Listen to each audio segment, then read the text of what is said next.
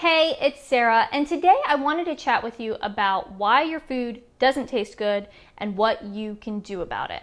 This is something that I see really often, people who are not satisfied with the food that they cook at home. They just don't think it tastes that great, they wish that it tasted better, and they're not exactly sure what to do about it. But the good news is there are some common tweaks that you can make or some common missteps that people often make that affect the flavor of your food. And if you know about these things and you make some little changes here or there, it can really make your food taste a lot better. But before we talk about the reasons, why do we even care about our food tasting good? The first reason is just pure enjoyment. When your food tastes better, it's a better time to eat your meals. We eat 3 times a day. Why wouldn't we want it to taste better? It makes perfect sense. But also it can make your cooking a lot more rewarding. When you make something and it really turns out great and you really love it, that makes all the effort and energy you put into preparing that food feel a lot more worthwhile. And then the other reason is that it can actually support good nutrition. If you know how to make your food taste good, that's going to help you get a more variety of things, enjoy the things that you're mixing in more. All those things are important for good nutrition overall. So the first reason that your food might not be tasting so great is that you are not using salt properly. Using salt in your cooking isn't about making your food taste saltier. Salt is a flavor enhancer. So while it is bringing its own flavor to the table, it's also enhancing the flavor of all of the other ingredients in your dish. This is why even sweet things like cookies usually have some salt in the recipe. That salt is there to bring out the flavor of all of the other ingredients. So if you're already using a lot of flavorful ingredients in your cooking, like herbs or spices, but you're still finding that the food you make is coming out a little lackluster or a little bit bland, it might be because you're not using salt properly. When you're cooking, to get the most flavor enhancing benefits from the salt that you're using, you want to add it on early in the cooking process. And if you have cooked with really good recipes before, you might have noticed that they usually add the salt early, and sometimes they add salt or salty ingredients at several different steps along the way in the cooking process. You don't want to be adding all of the salt right at the end. If you just add salt at the end, it kind of just makes things taste saltier, but you don't get all of those flavor enhancing benefits that you would get if you added the salt during the cooking process. I think a lot of people have gotten out of the habit of using salt or have tried to reduce salt across the board because they know that having too much salt can be a problem for people with certain medical conditions. And this can also be a part of dieting history and diet culture, that people have learned that salt is somehow bad and you should never use it, or you should try to reduce it whenever you can. But it's really not the case. Of course, if you are someone that has a medical condition that is impacted by salt, or where you need to be aware of your salt intake, you want to keep that in mind. But for most people, we don't need to be eliminating salt every chance we can get, and we can really use it to make our food taste a lot better. The next reason your food might not be tasting so great is because you are avoiding fat. Fats play a really important role in making our food taste good. Not only do fats have their own flavors that they're bringing to the dish, but they also coat the tongue so they can serve as a carrier for other flavors. Also, when you add fat to something that's being cooked, that fat helps contribute to the browning process, and browning equals flavor. And fun nutrition fact from your friendly neighborhood dietitian, not having fat in your food can actually make it harder for your body to absorb certain nutrients. That's right, some nutrients need fat for good absorption. So not putting that salad dressing on your salad that has oil in it, going for a low-fat dressing, or skipping on the avocado, those things could actually mean that you are absorbing fewer nutrients from that salad. Now, I think a lot of people avoid fat as a remnant from the low-fat craze of the 80s and 90s, and there are also still some fad diets out there that recommend very, very low amounts of fat. But avoiding fat really isn't necessary for good health and nutrition, And when you do that, you're actually kind of ignoring a lot of the things we know about the different roles that different types of fats play in our body. Think of something like omega-3s, for example. And when you avoid fat, it can get in the way of you eating things like vegetables, because guess what? A lot of times vegetables taste better when they're paired with some fat, whether it's fat that they're cooked with, or a sauce, or a dressing.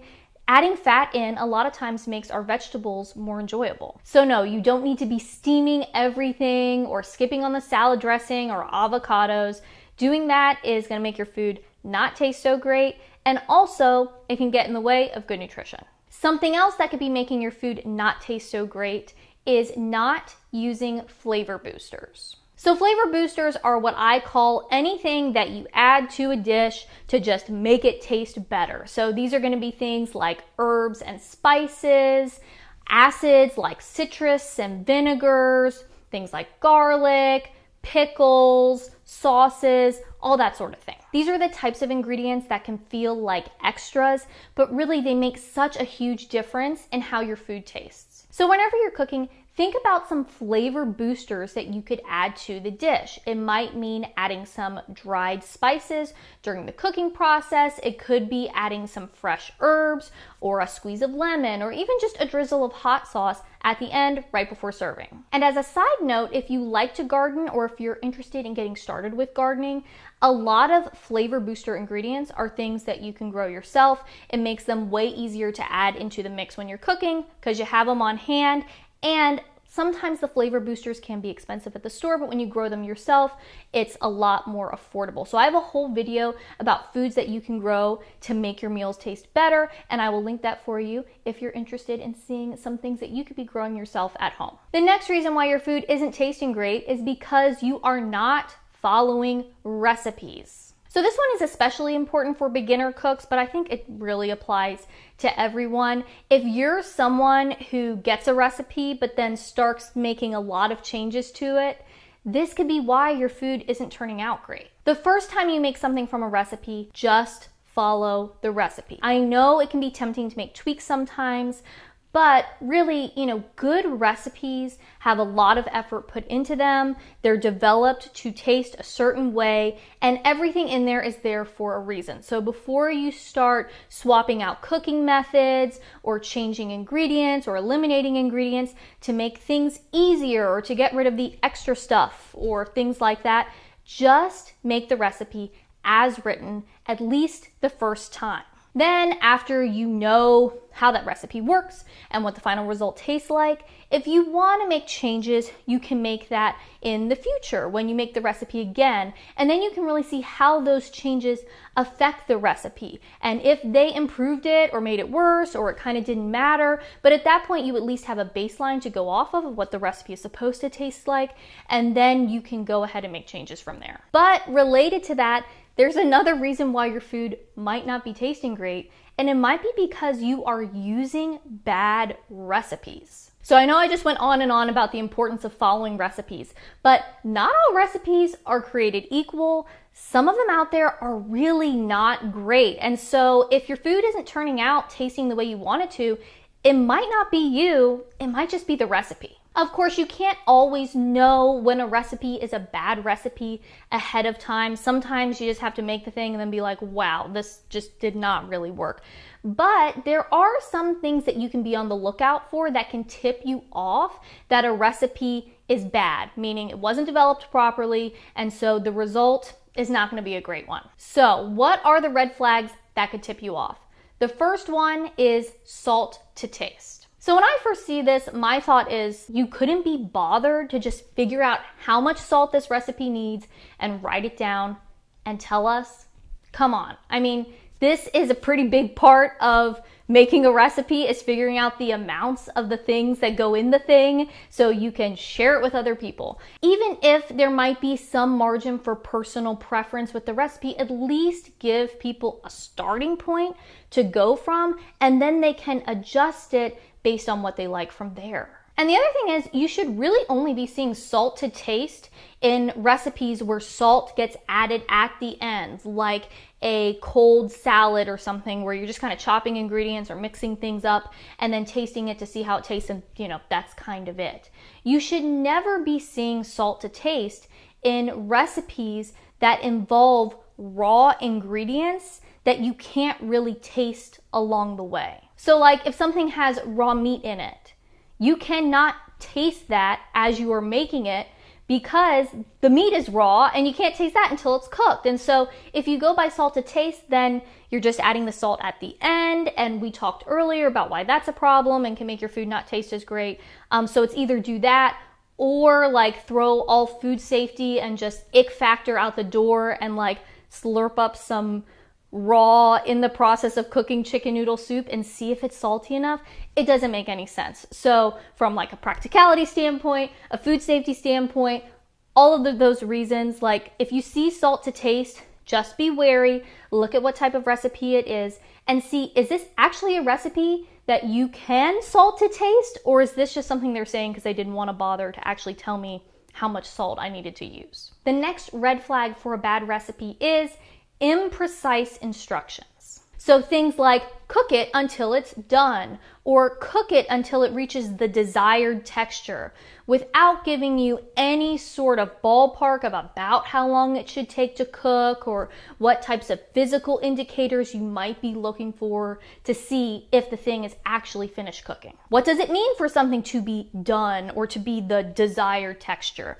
It doesn't really mean anything unless it is paired with more precise instructions. Another red flag to be on the lookout for is lots of modifications. Now, I want to be clear here. It's generally a good sign if a recipe does have some suggestions on small substitutions you could make, or information about if a recipe can easily be doubled or tripled, or if it needs to be eaten right away, or if you can prep some things ahead of time if you want to do that. Those types of modifications or variations can actually be really helpful. What I'm talking about is when many things in the recipe are listed as optional, or they have, all of these different swaps or different ways you could go about it, and the recipe is just littered with this kind of stuff. If there are lots of ingredients with 2 or 3 or more options that you could swap in or out, or if there are lots of different variations on the method listed,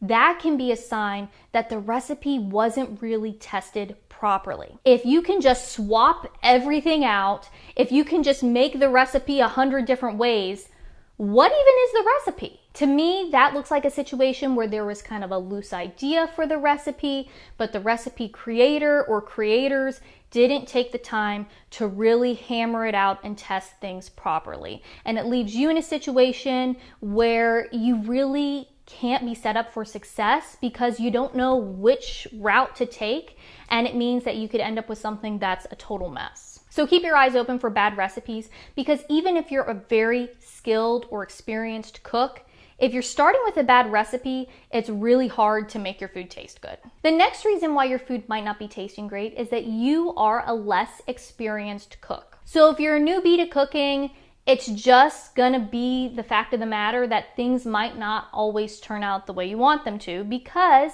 you don't have that experience backing you up. Even if you're using good recipes and you're doing all the other things that we've talked about so far in this video, if you are a new cook, it's just gonna be a little bit of a learning curve. Cooking is like any other skill. It takes time, it takes practice, and the more you do it, the better you get at it. If you're new, you might be using a certain ingredient for the first time ever, or you might be trying a cooking technique that you've never done before. And usually the first time you do something, it's not gonna be your best. But that's okay. I think if you know that going in, like if you are new to cooking and you know that I'm not gonna be like a superstar chef from the beginning and that it is going to be a learning and growing process, then you can be a little bit more forgiving for yourself and just know like, hey, this didn't turn out the way I wish it had, but now I've learned some things and I can do better the next time. And also, as you cook more and more, you make different things, you see different patterns, you learn different techniques that you can apply, and you just become more and more comfortable, but also you start to notice those things that really make the difference in how your food tastes. And you know, there's no such thing as ever being done with learning about cooking. I don't think like everyone's aspiration should be to be at chef level or anything like that. Like, cooking is a thing that is kind of necessary for life. We have to eat 3 times a day, so you're probably going to be cooking at least some of the time. So we all kind of have to do it, but it doesn't mean that you have to be the best of the best. It just means you have to reach whatever level that you want to reach. And even the most experienced home cooks and chefs are always still learning. They're never done. There's always new ingredients you can try, new techniques you can learn, new kind of variations or riffs on a classic recipe, new cuisines you can explore. So it's just something that you can just keep learning and learning and learning and learning about, no matter what your level is. But as you do it more, you will get better. You'll have more success with the things that you cook, and more often you'll find that you really love the things that you're making and the way that it tastes, and less often will you have those kind of dud dinners that it's like, well, you know, this is food and I can eat it, but it's not really my favorite. And let me know in the comments if there's anything that you have really found in your cooking adventures and experience that has made a big difference in the flavor of the food that you're making, or if any of the things that I mentioned today really stood out to you. I would love to hear that. I hope that you're having a great day, and I will see you in the next video. Bye!